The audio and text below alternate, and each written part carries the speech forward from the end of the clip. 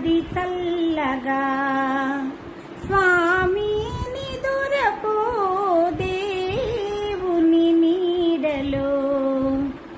వేదన మరచిపోని మది చల్లగా స్వామి నిదురపో దేవుని నీడలో వేదన మరచిపోని మది చల్లగా ఏ సిరులెందుకు ఏ నిధులెందుకు ఏ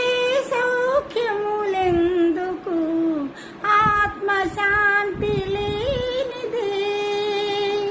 మనిషి బ్రతుకు నరకమౌను మనసు తన్నది